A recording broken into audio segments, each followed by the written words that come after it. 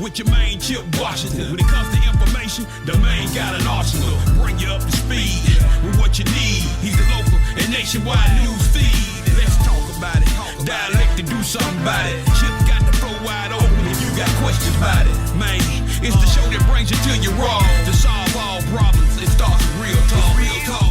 It's real talk. It's real talk. It's real talk. It's real talk. It's real talk. It's real talk. It's real talk. It's real talk. It's real talk. It's real talk. It's real talk. It's real talk. It's real talk. It's real talk. It's real talk. Yeah. Welcome to Real Talk with your host, Chip Washington. It's real talk. It's real talk. It's real talk.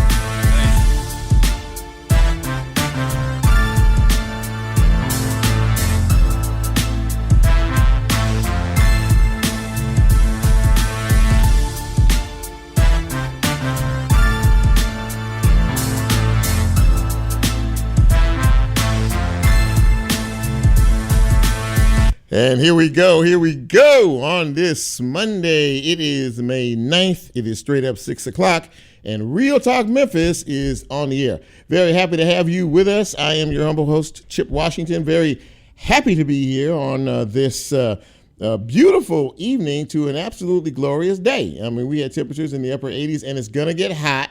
I see the temperatures are going to be in the 90s the next few days, and the best part about all this is that there's no rain in the forecast, so we really like that. Before I move forward, I hope each and every mother out there, in whatever form it takes, I had a wonderful Mother's Day celebration on yesterday. I always like going on social media and seeing all the love that folks give to their mothers.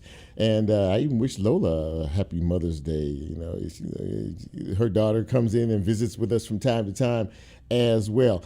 We have a good show for you tonight. I know that I've been talking about this for the last few days. All of us are still, I think, in shock at the very sudden passing of radio personality Bobby OJ, who died last Tuesday morning. At the age of 68, he was doing what he loved. The Lord orchestrated it, so he was at work, and he was doing what he always did every day. And unfortunately, you know, for all of us, the Lord said it was time to come home. And so you know, I think it's a big shock to everybody. It was a big shock when it happened. It's still a big shock to many of us, including myself. I am, as a tribute to him, going to replay an interview that I did with him almost a year ago to the day. I did it May 10th, 2021, and I had been chasing him down for a while. Bobby wasn't one to do a lot of interviews. If you knew him and you knew about him like that, he did it, and if he did it, it was basically for the news. He did news, he did stories, you know, interviews for the various news stations, but I don't know that I had ever heard him do a radio interview about him. So he finally let me catch him, and he said, well, you know, he said, because I like the way you do it, you know, I don't have to leave my house, and I can sit here and dial in, and, you know, we had a really great conversation. So I hope you stick around. That is going to be in the second half hour, the third interview in the show. I will lay out the rest of the show in just a minute. But before we do, you know, this is the time of the program that we do a couple of things. First, we tell you how to get this fine piece of radio broadcasting, because every now and again you forget. That's why I'm here to remind you. So we're on live right now on 91.7 WYXR on the FM side. We are also live on the WYXR app. We are live on TuneIn, TUNEIN. Just put WYXR in the search and you can hear us. And we are doing a little thing we like to call Facebook Live. And a bit later on, I will post the show to YouTube. And as we are a podcast, once they post the show tomorrow, you can get this fine piece of radio broadcasting wherever you get your podcast. Now, as we move forward, this time of show, we like to celebrate. This is the celebration part of the show, where we celebrate your trip around the sun. This is the birthday time, and we like to, you know, shout you out wherever you are and, say, hey, we're glad that you're still here. But I can't do that until I say, hit it, Lola. Happy birthday!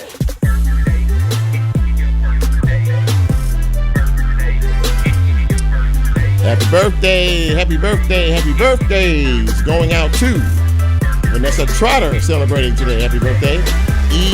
Mae Graves is celebrating a birthday today, as is Angela Branch. Trevor Campbell, happy birthday to you. Jean Walker is celebrating her birthday today. Chusey Parker.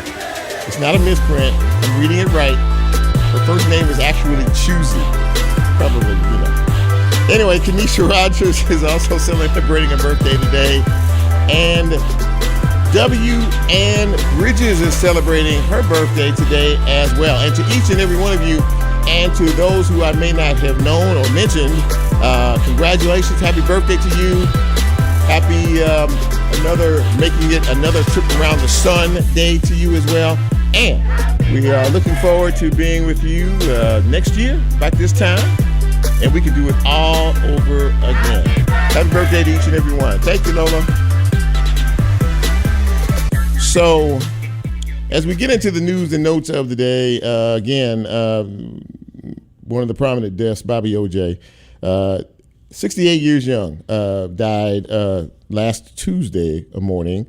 His funeral is set for this Saturday at World Overcomers Church. I believe the time is 11 a.m.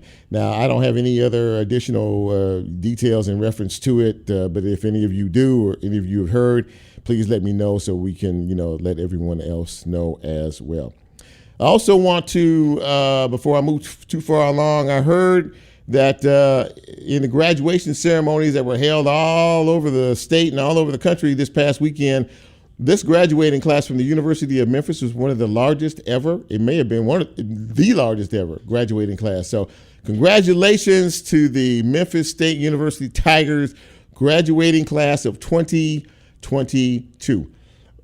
Many of you passing by Liberty Park, coming up Parkway, know that the second phase of the Memphis and May celebrations takes place this week. It is the Memphis and May World Championship Barbecue Cooking Contest. It actually starts on Wednesday night with family night, but the competition starts on Thursday. Over 200 teams will be competing for the title of World Championship Barbecuer in various categories, and also a share of more than $140,000 in prize money to be split amongst the winners. We are going to be speaking with Randy Blevins in just a few minutes. He is the Vice President of Marketing and Programming for Memphis and May. He's going to tell us how things went with the music festival and what folks can expect as we enter into this weekend. I am going to talk once again about COVID numbers because there are some subvariants of COVID that are starting to make folks sick around the country. Several strains are out there, and they emanated sort of over in South Africa, and now they're here in the United States in about 35 to 40 states. Some cases are being detected. Now, the way you sort of measure how difficult it is, and basically the strain of all of this in terms of sickness is you see an increase in hospitalizations, and you hear about increase in deaths in hospitals, and those two are the lagging indicators of just how severe the infection can be. We're starting to slowly, and I mean very slowly, start to see a few hospitalizations. I hadn't heard too much about the deaths.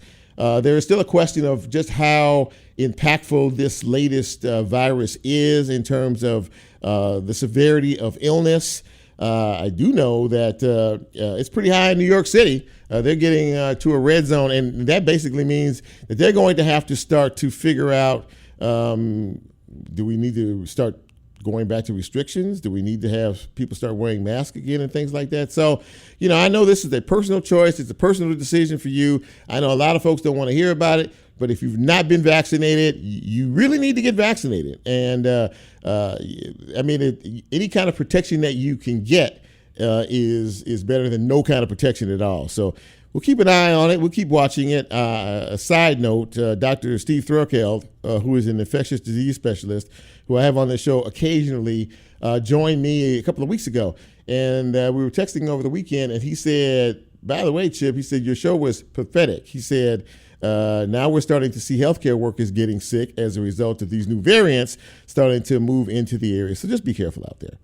I don't know if you heard about this or not, but the Mason, Tennessee folks, you know, the town that had some very serious financial issues for years and years.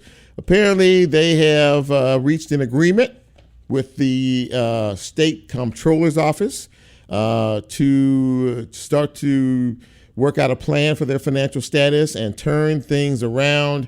In turn, the town has decided to dismiss its lawsuit against the state. So we'll keep an eye on it and watch it and see. But I'm very happy that the folks in Mason and the comptroller's office came to an agreement, and hopefully they can get the books balanced.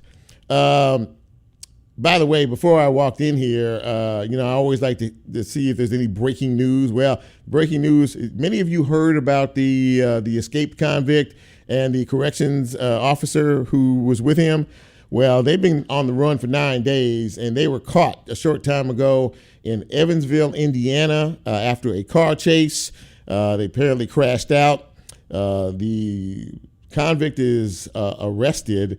The corrections deputy is in the hospital, not from the crash, but she tried to shoot herself. It was a self-inflicted gunshot wound.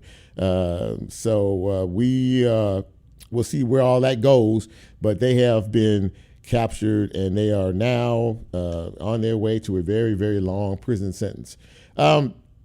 Memphis police arrested a woman yesterday, I believe it was, who allegedly admitted to shooting at 2 women with an AR-15 assault rifle.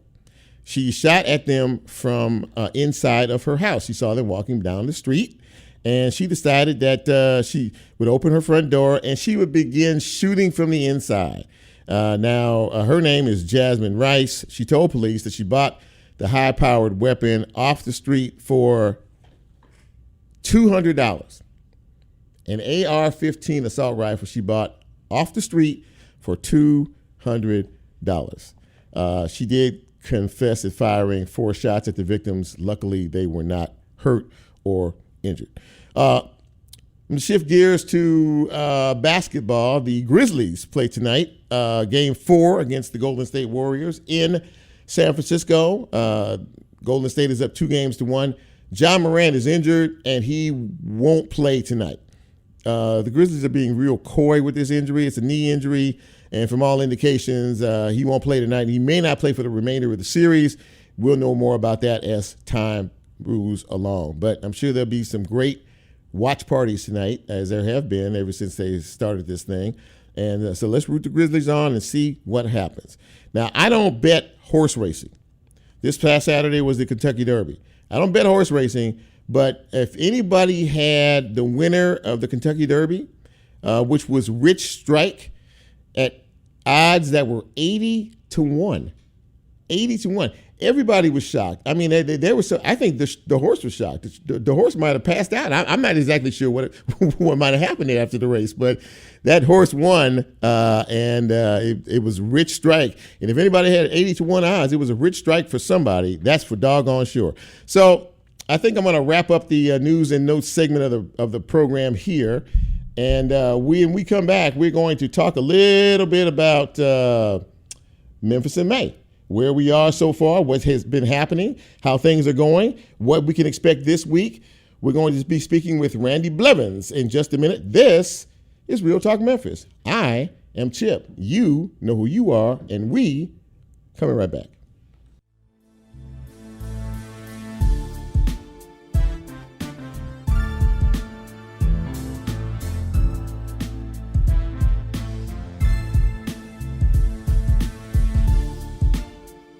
If you like Real Talk, here's a way you can get involved. Do you have a show topic idea or suggestion? Want to be considered a guest or have a guest idea? Then send Chip a message on his Real Talk show page and you can be a part of the Real Talk experience. So as he always says, go out and tell somebody. We'll be right back.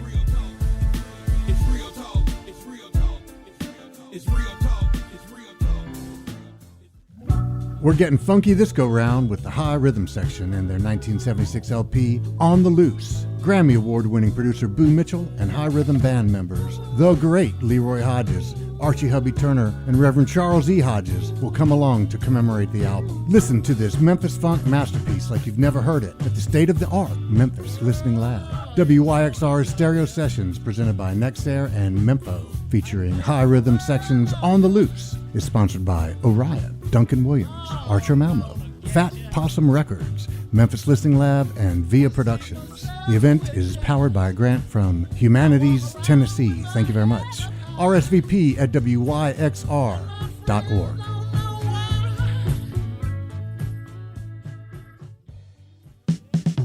Support for WYXR comes from Focal Point. Located in Crosstown Concourse, Focal Point is the Southern College of Optometry clinical facility that offers exclusive designer eyewear lines and eco-friendly frames, which meets the needs of patients who value style, customized fits, and a personalized approach to their eyes. Learn more at focalpointcrosstown.com. They don't know.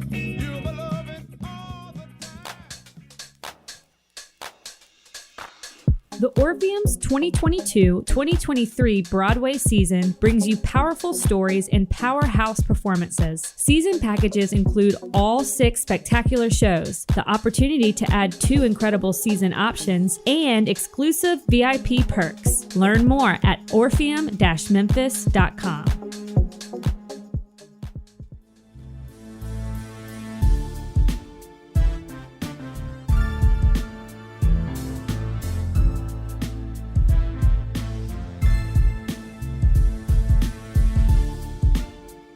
Get Real Talk on the TuneIn mobile app under WYXR, and he's now streaming live on Facebook. And you can also catch a rebroadcast on YouTube. Just put WYXR in the search box and hit subscribe. Now back to more Real Talk with Chip Washington.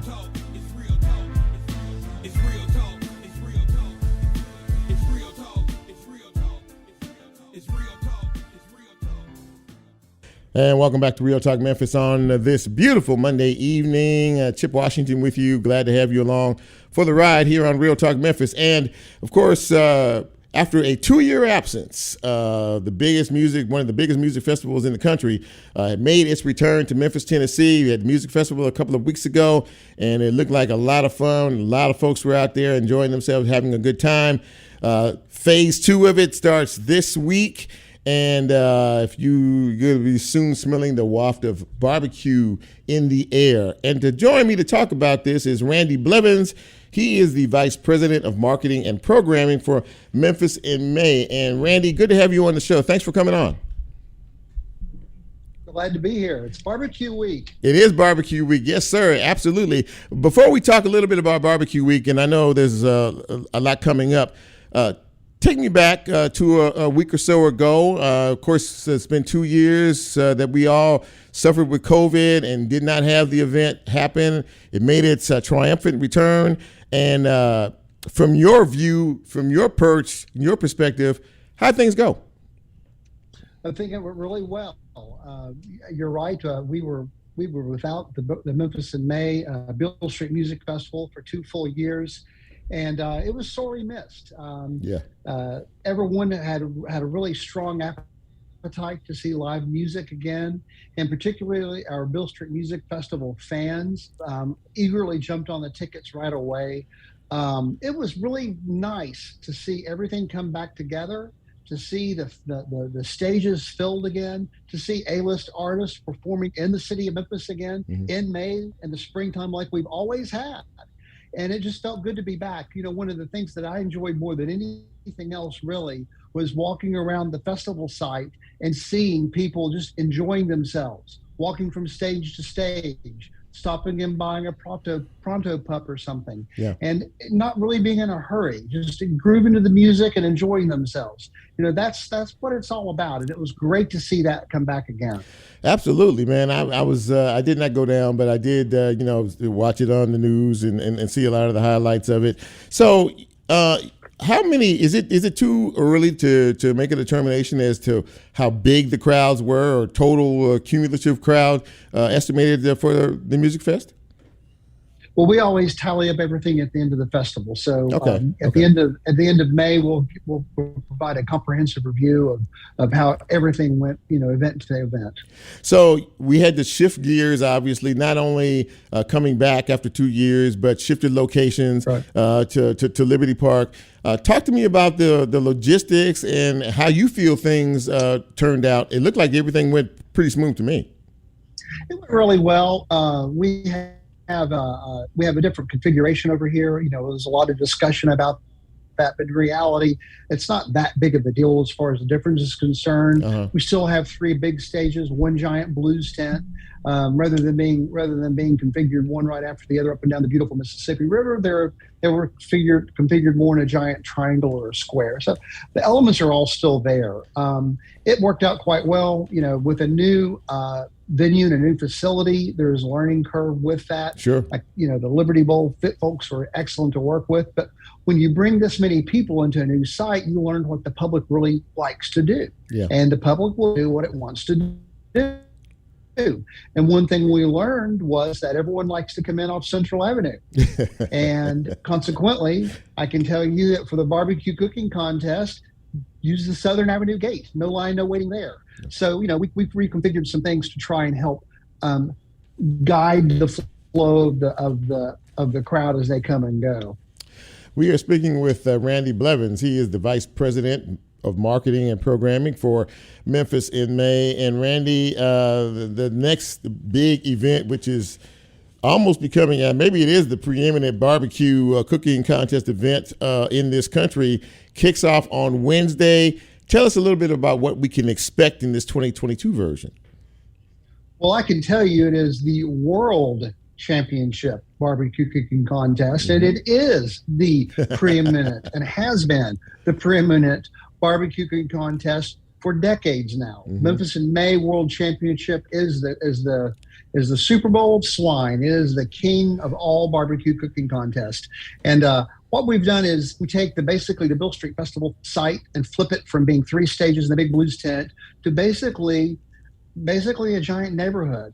We have the rib category, of the whole hog category, the shoulder category, and we build out an infrastructure. So these rows and streets of all the different barbecue cooking teams come in, over 200 of them. Right. And they all start loading in. They started loading in yesterday and today, and it all kicks off on Wednesday. So and again, kudos to the World Championship Barbecue Cooking Contest, which is the biggie, which is the Super Bowl, as you said, of swine. I like that, by the way. I'm going to steal that. And so they all come in from all across the country. But it really is, a lot of these folks, who are going to be competing here, compete in various events, cooking events all across the country. So they get to know each other. So I like the term you used about really it is a family event. I'd like you to talk a little bit more about that because, there's a real comfort and familiarity to all of this for everybody involved. That's right. There's really 2 different things going on. You have the barbecue world. You have all the celebrities in barbecue. And you're right. They've competed in other events around the country. They may own their own restaurants. They're celebrities in their own right. You have that mixed in with people that have applied and been accepted that are backyard barbecuers but are just really good. It's when barbecue world comes together. They're friends. It's a familiarity. But it's also the Memphians that are here. Yeah. Memphians love to come to the barbecue cooking contest. I like to say the barbecue cooking contest becomes our city's biggest backyard where everyone is grilling and chilling out, meeting with friends, whether it's barbecue celebrities or just your friends and neighbors around the corner that have gotten together and put together a barbecue team. Yeah, I mean, it really has that feel to it. And, I've been out there several times before, and you walk out there and it's just very comfortable. It's just people, like you say, everybody knows everybody. It's like a reunion. It's like it's like an annual reunion every year. They're coming back and they're seeing old friends and making new friends at the same time. So how many different categories do we have in terms of folks competing? Well, you have the 3 big categories. It's the biggie, which is ribs, whole hog, and shoulder. And those are the 3 categories that everyone's competing for, which is where it will lead to the grand champion, which is the biggest prize you could have in barbecue every year. This year we'll have a purse of over $140,000 up for grabs, which is the largest purse in Memphis in May history. It's also bragging rights. If you can compete and win or place well in the Memphis in May World Championship, you'll put yourself on the map. And there are people that will have competed for decades, and when they hit the top 10 and get to walk across the Memphis May stage, it's something that everyone's goal will be when they're competing. It really is, and I know it takes a lot of work to put this together. Do you literally start planning for next year's event after this year's event is concluded? Of course, we'll have a debriefing in June, and then right around July or so, we begin the process for planning. And we have about a 12-month calendar. We really roll up the sleeves in earnest to get working. Toward the end of the summer. But the process starts all over again right away. Because it takes a lot of work, and of course, Tom Lee Park is being worked on and redesigned. Are you excited about what it's going to look like and getting back to a very familiar venue for next year? Well, the Tom Lee Park venue for us is key because so many of our visitors, both for the Beale Street Music Festival and as well for the barbecue cooking contest, come from out of town, right? Over 200 miles away. So if you're coming in from out of town, not just from Memphis, then where are you going to stay? You stay in the hotels, and the largest concentration of hotels in the city of Memphis is downtown. Right. So it's important for us to be close to the concentration of hotels. Then the other thing about being along the riverfront is that it sets us apart. Differentiation is key. You can plop a barbecue cooking contest or a concert or a festival anywhere in the world with the right amount of space, but when you have the backdrop of our beautiful cityscape and the majestic, mighty Mississippi River, that's what sets us apart. It's the atmosphere that our natural environment creates, helps to grow our festival to where it is today. So to answer your question is yes, we'll be very excited to get back into that home. Wrapping up with Randy Blevins from the Memphis in May organization. Randy, before I let you get out of here, tell folks how they can get into the barbecue cooking contest, ticket prices, and things like that. Yeah, well, we start. It kicks off on Wednesday. We have Wednesday, Thursday, and Friday. We have nightly entertainment, including the Spin Doctors on Friday and Tonal Oak on Saturday. You can buy tickets in advance at memphisinmay.org. Okay. That way you don't have to wait in line. You'll save a little money. It's $13 in advance. And of course, you can buy them at the gate for $15. Well, man, I can tell you right now, I'm looking forward to it. The weather's going to be amazing. No rain in sight. And but listen, man, thank you so much for taking some time to. I know you're busy and coming on the show and getting us all geared up for the World Championship Barbecue Cooking Contest. Thank you, Randy Blevins. I appreciate you being here. Thank you. All right, take care. Thanks, Chip. All right, buddy, take care. Goodbye. Bye-bye. Well, ladies and gentlemen, all you needed to know about the barbecue cooking contest, the World Championship Barbecue Cooking Contest, which kicks off on Wednesday and winds up with the champion on Saturday. Maybe I'll see you out there. You never can tell. We're going to take second break, actually. And when we come back, we're going to shift gears a little bit and talk about economic development, especially over in the Soulsville area in south part of Memphis. This is Real Talk Memphis. I'm Chip. Hang on, right back.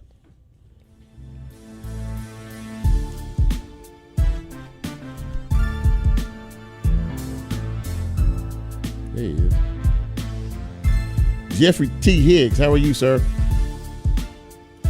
If you like Real Talk, here's a way you can get involved. Do you have a show topic idea or suggestion? Want to be considered a guest or have a guest idea? Then send Chip a message on his Real Talk show page and you can be a part of the Real Talk experience. Listen, we're in commercial break, man. I'll be with you in just a second. So as he always says, go out and tell somebody. We'll be right back.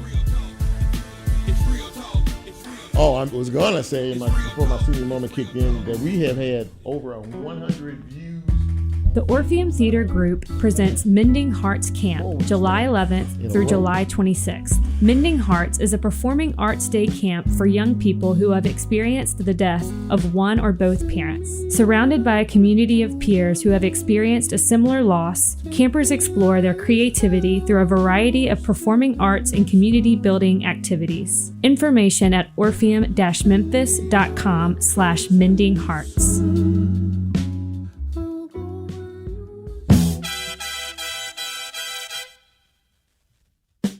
Support for WYXR, including our 2022 stereo sessions, comes from Duncan Williams Asset Management. They specialize in financial management for individual investors, businesses, nonprofits, and foundations. More information at dwassetmgmt.com.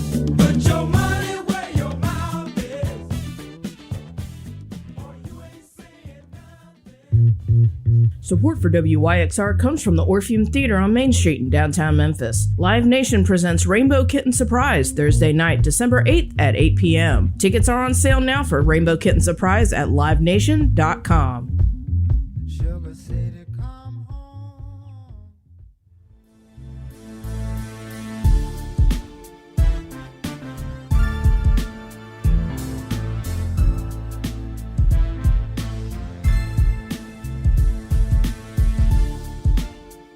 Get Real Talk on the TuneIn mobile app under WYXR, and he's now streaming live on Facebook. And you can also catch a rebroadcast on YouTube. Just put WYXR in the search box and hit subscribe.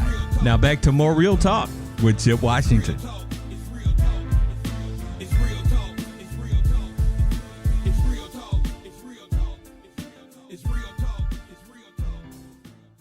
And welcome back to Real Talk Memphis on this Monday evening, May 9th. Very happy to have you with us and very happy to have my next guest with us. You know, we always talk about civic improvement, civic engagement, you know, pride in the areas that you live and you work in. Well, the gentleman I'm about to introduce is really not just making those words. He's actually putting some action behind those words. We all know the Soulsville area, that part of South Memphis, over around the Warren College and things like that. Older part of town, not in the best shape. But Jeffery Higgs, who is the president of LOCCDC, and he'll explain what those letters mean in just a second, is joining me now. He's the president of this organization that is dedicated to improving the complete area and the environment in the South Memphis area. And Jeffery, thank you so much for coming on the show, man. You know, I appreciate it.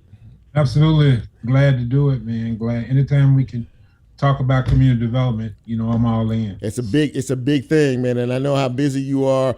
But I wanted to get you on the show because, you know, I'd read about some of the things that you're working on, and you and I sort of talked off air about some of the projects that you are looking at trying to do and recreate and you know, just sort of revitalize that area over there.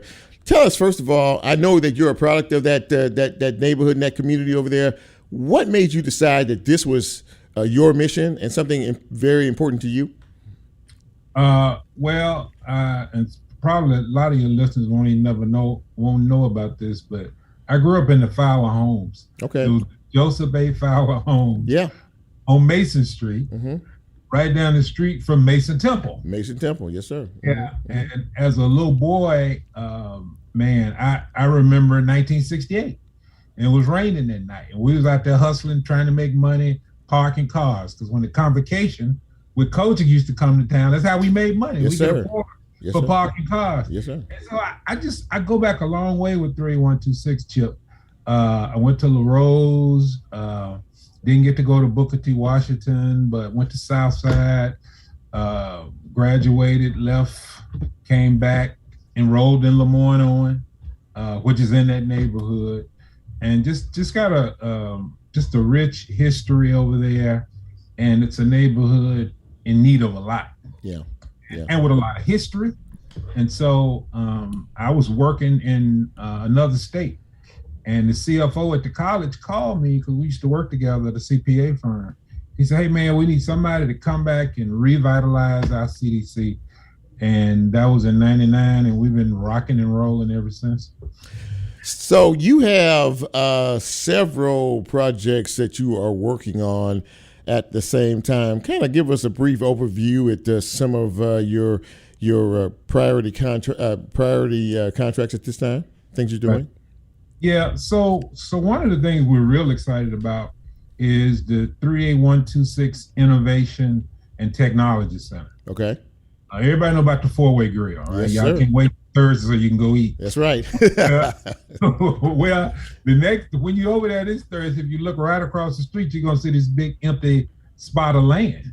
Okay. And it used to be a building there, and we knocked it down, and we're gonna put up this 13,000 square foot, 2-story innovation center that's gonna bring technology and gaming and office space and retail and food right into the neighborhood, state of the art. We're going to bring technology and broadband access to the people who live in that neighborhood. That's a big deal. That's a very, very, very big deal. And from that, what do you hope to see as a return? Well, we first ease of access. Mm-hmm. That's one thing we're going to do, because believe it or not, there's a fiber line. Not a cable line, but there's a fiber internet line running right through that community. And it's not being used Okay. A lot. Stacks has access to it, but it's not being used a lot. And the college has access. And so we hope to be able to tap into that and deliver low cost. Comcast and all the folks don't want to hear this, but we're going to try to bring low cost. Go ahead, tell it, man. Access into the neighborhood. Yeah. And the larger part of that, Chip, is about 7, 6, and 16, I think. We created a group. It was a group of us that was always meeting, and we always see each other, and we always working in the neighborhood. And we created this thing called the Soulsville, USA Neighborhood Development District. Mm-hmm. And so that's the group that's behind the TIF. That's why I just left county commission, city council, because we have to go through 4 readings. Mm-hmm. TIF is going to do wonders for this community. It'll probably be, I think, the 3rd or 4th TIF, and certainly the only one in our inner city, low income, census tract neighborhood. So we are really excited about that.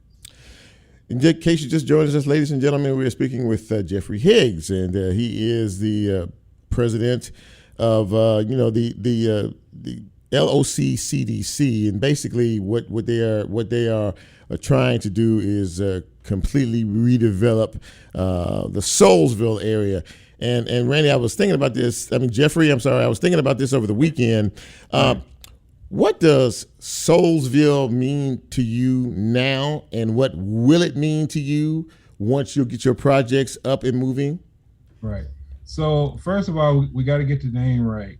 So when you say Soulsville, you're talking about 940 or 915 Macklemore. You're talking about Stacks. Right. Okay.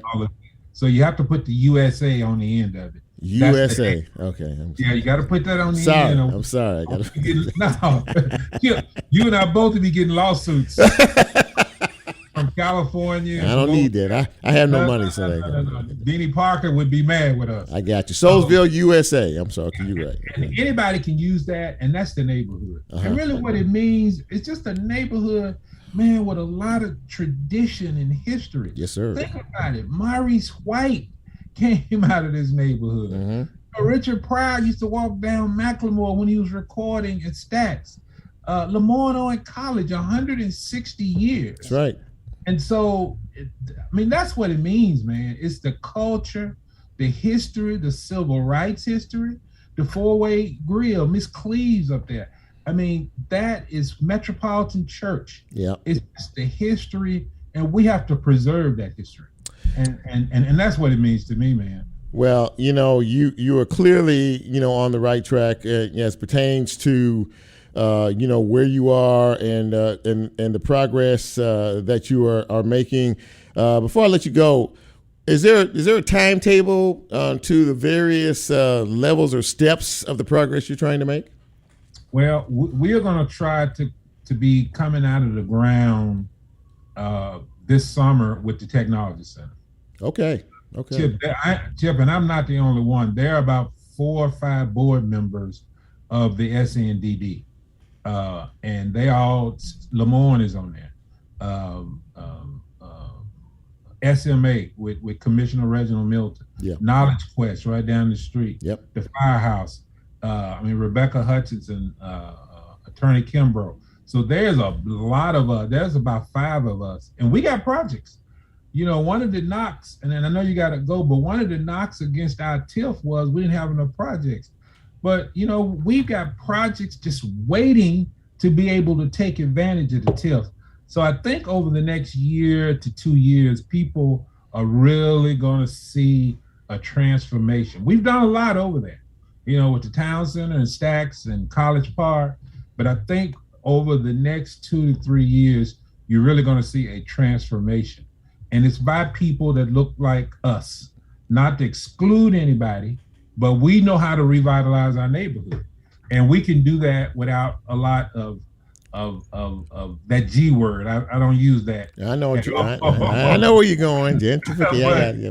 But we know how to do it. Yeah. We know how to revitalize our neighborhoods, and we've got the experience.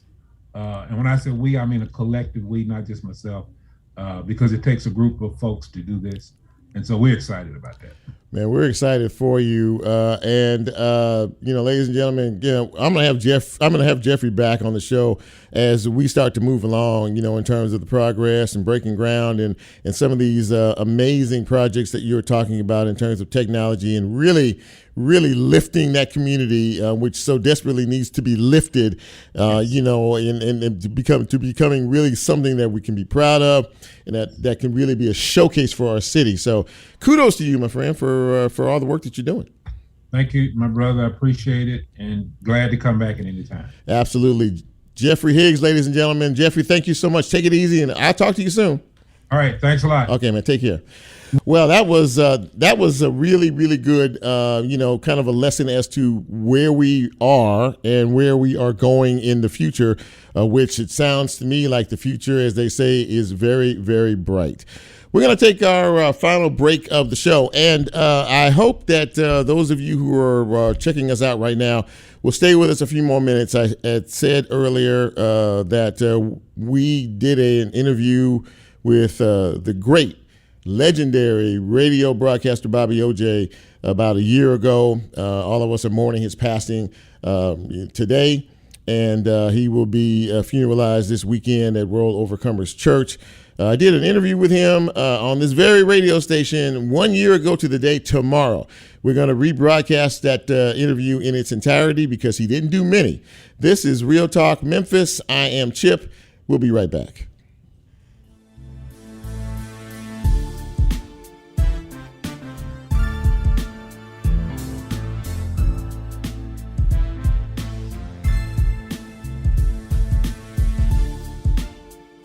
If you like Real Talk, here's a way you can get involved. Do you have a show topic idea or suggestion? Want to be considered a guest or have a guest idea? Then send Chip a message on his Real Talk show page and you can be a part of the Real Talk experience. So as he always says, go out and tell somebody. We'll be right back.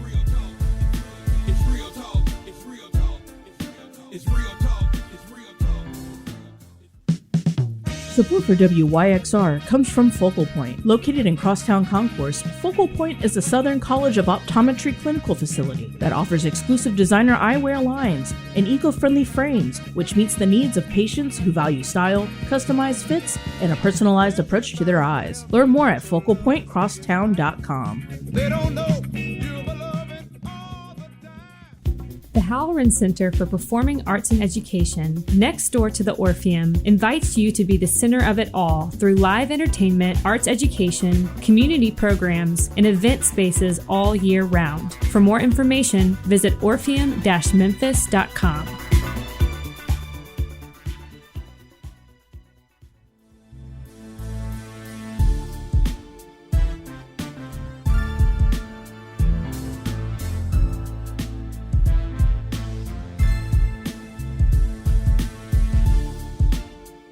Get Real Talk on the TuneIn mobile app under WYXR, and he's now streaming live on Facebook. And you can also catch a rebroadcast on YouTube. Just put WYXR in the search box and hit subscribe. Now back to more Real Talk. with Chip Washington.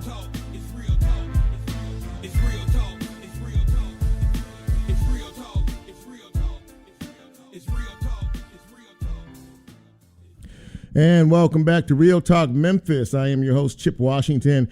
And I got to tell you, before we even get into this interview, I have been chasing this man down for a couple of years. And I don't think it is a stretch to say that he does not do interviews. He very rarely does interviews. And if you see him, you'll see him generally on TV. But he is a radio broadcast legend. In this state in particular, and just in his career. And yes, I'll be the 200th person to say that he was recently inducted or will be inducted into the Tennessee Radio Association Broadcasters Hall of Fame. He is WDIA, and he is Mr. Bobby O.J. Bobby, thank you so much for being with me tonight. Appreciate it. Thank you, Chip. I appreciate that, man. Thank you for the kind words. Well, listen, I've known you for a while now, and I was just when I reached out to you again after I had heard that you had been inducted into the hall, and when you told me yes, I almost fell off my chair. Well, you know what? Yes, sir. Basically, man, when you told me it was going to be done in this manner, I felt comfortable doing it because I didn't have to leave home. No, sir. I didn't have to go through a lot. I could just, dial up on my phone and do the conversation. So you made it easy to do. Well, look, I appreciate that. And again, congratulations from all of us here at WYXR, but just all Bobby O.J. WDIA fans everywhere, not just here in the state of Tennessee, but all across the country on this tremendous honor. And I will say that it is long overdue. But having said that, how do you feel about all that? I feel great about it. I do. I was not expecting it. When I heard the news, I was like, wow. So I'm elated about it.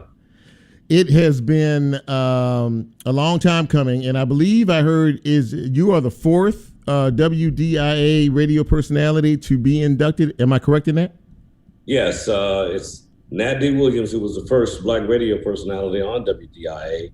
And then there's Rufus Thomas. As you know, Rufus was known worldwide. He also did a radio show on WDIA pretty close to 50 years. And then, of course, there's Bev Johnson.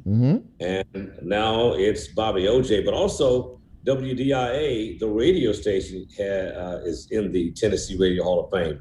The station was inducted the same year Rufus Thomas was inducted into the Tennessee Radio Hall of Fame. You've been in this business a while, and do you mind telling us how long you have actually been in the radio game? Since 1972. And that is how many years? I can't calculate. That's 49 years. 40. How many? 49. 49 years. 49 years. That is some kind of track record. And I listen to you every day, and I've heard people ask you, Bobby, when are you going to retire? When are you going to sit back, relax? And you said, when I can't talk. You love this business this much. What has radio meant to you as you just take a look back over your career? Well, it's meant a pretty easy life.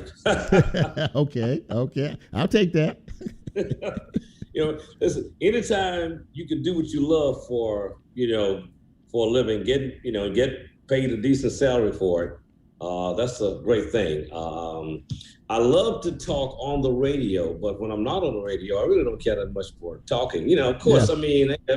I'll talk to people, but I'm not the kind of guy that's gonna sit around and just go blah, blah, blah, blah, blah. But, man, since 1972, my life has just been unbelievable in this radio business from working, I could say from coast to coast, but I never worked on the West Coast. Did work on the East Coast for, if you can call Flint, Michigan, the East Coast. Okay. You worked in Chicago too, did you not? I worked Chicago for 4 years, from 1978 to 1982. Okay, all right. So for those of us who don't know, what brought you to Memphis, Tennessee and WDIA? Well, speaking of Chicago, before Chicago, I got my start in Montgomery, Alabama in 1972. Mm-hmm. And from Montgomery, I went back to Milwaukee, where I got my, I can't say broadcasting degree. I went to broadcasting school, but they weren't giving degrees. They were giving out, they weren't even giving out diplomas. They were giving out certificates. So yeah, I went okay. back to Milwaukee, and I was offered a job there after I'd been on the air for a little while in Montgomery, Alabama. And I was in Milwaukee for about a year. Mm-hmm. Then I got a job offer in Houston in 1973. So I went to Houston for about a year, left there, which was a dumb mistake, and followed some friends to Flint, Michigan, because I was thinking I'll be closer to Milwaukee. And the reason why I wanted to be closer to Milwaukee is because I had gotten married, and my wife and baby didn't like Houston. So my wife told me at the time, you know, if you want to save the marriage, you know, you need to get back to Milwaukee. So I couldn't get a job in Milwaukee. So I got a job in Flint, Michigan. Wow. And I figured I could go over there every weekend. But that was one of the biggest mistakes I ever made, really. But then again, maybe not, because maybe I wouldn't be here. But so after Houston, I went to Dallas in 1977. Right. And then I got a phone call to go to Chicago in 78. And that was from 78 to 82. And in 1983, after I had gone back to Houston for a short stint, I got a phone call. February of 83, I got a phone call from the people that were over at WDIA, and they asked me to come and be the program director and the morning man. And that was 1983, and I've been here ever since. We are speaking with Bobby O.J. He is the legendary radio personality, morning guy, 6 to 10 a.m. Central Time on WDIA Radio, heard coast to coast. And Bobby, you mentioned that you are the program director. You have been for quite some time. For those who don't know, tell us what a program director's role is. Well, it has changed over the years. When I became the program director in 1983, my job was to make sure that the radio station stayed on track to get ratings so we could get revenue. Okay. My job also was to oversee the music that was played on the radio station, how the music was played on the radio station. My job was to hire the radio personalities, manage them, you know, to work with them, to make sure that they were doing what they were supposed to do on the air. And everything that was on the air was my job as program director. Everything except the commercials. We had a sales department for that, but anything else, from music to the disc jockeys to the news, all of that comes under the title, comes under my job duties as program director. That's everything. Like you said, that is absolutely, and that's mind-boggling that you have to do that day after day, week after week, month after month, year after year.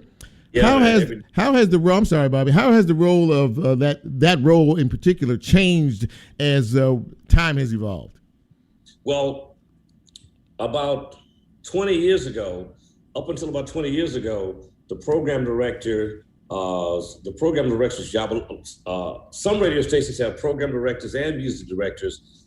I tried that, but I realized that every week I was going to be spending a lot of time with the music director, disagreeing about what songs ought to be played on the radio station. So since I'm responsible for the sound of the radio station, I thought it would be best if I picked the music too. Mm-hmm. So I still do that, but up until about 20 years ago, the program director would program the music with, we would use little red dots to put on each song. Mm-hmm.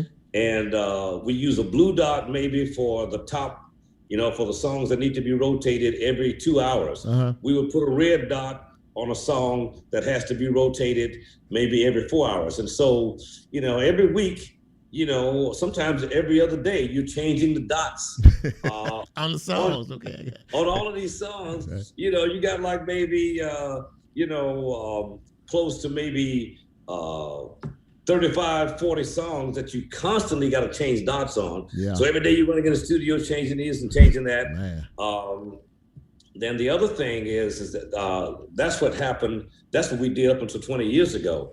Now everything is done through a computer. As a matter of fact, right before I got on this call, I was sitting at my kitchen table programming the music for tomorrow. And what I do, the music system schedules the music, but what I do, I go in and I massage every hour, meaning I will look at the music that's going to play in one particular hour, and I'll say, well, this song is not going to sound right after this song. This song right here will sound better after this particular song. So every day, 7 days a week, I go through every hour of music on WDIA, been doing it forever, to make sure that one song flows into the next song. I mean, it's because, you know, I just don't believe in sitting around throwing some music on the radio. Like, you know, when I program, man, I like to program based on what I like. You know, and so that has proven that based on what I like, a whole bunch of other people like it too, because the radio station is still doing very well. So you know, so that's how I basically program the radio station, man. Every single day, I massage the music. That is really, really something. And I would have never known that process, nor would have a lot of other folks who are listening as well. WDIA is a standalone, is one of the greatest stations really in this country. And before I let you go, one last question. What, in your opinion, I mean, I listen to you every morning, by the way, and I'm not just saying that because you're on the radio. I listen to you every morning because I enjoy the music and I enjoy the callers and the colorful folks as well. But what makes WDIA, in your opinion, such a great radio station? It's a fun radio station. It truly is, man. People love the radio station. Even when I was a kid listening to WDIA down in Mississippi, the radio station was just a fun sounding radio station, just fun. You know, we know how to be serious, but in general, overall, it's just a fun sounding radio station. It makes people feel good to listen to the radio station. It really does. It really, really does, from the top to the bottom. And you are a master at what you do, not only from the music perspective, but also from the listener caller perspective as well. Bobby OJ, congratulations again on being inducted. Well deserved, well earned, long overdue. And I'm saying thank you from me, but from all your fans as well. I really appreciate it. Thank you, Chip. It's been fun talking to you, man. Thank you so much. Well, it's been great talking to you as well. Thank you, Bobby OJ. We'll talk soon. All right, man. Take care. All right, buddy. Bobby OJ, ladies and gentlemen, the legendary radio personality. You heard him, 49 years on radio in this country. And that was Bobby OJ. And we're all sitting here in the studio thinking about it and talking about him. And it's a big loss. It is. And as Lola plays us out, just so fortunate to have had him as a guest on this radio show, and to thank him for all of the entertainment and fun that he provided for all of us, not only here in Memphis, but coast to coast across this country, and I dare say even farther than that. Big loss. It's a big loss. Bobby OJ, God bless you. Rest in heaven, rest in love, and may your memory always be a blessing to each and every one of us. For Lola, for Nicole, for all of us here at Real Talk Memphis, God bless each and every one of you. And if the Lord says so, we'll be back here next week, same time, same station, and we'll try to do it just a little bit better. So in the meantime, in between time, I'm Chip, and I'm out. Have a great week.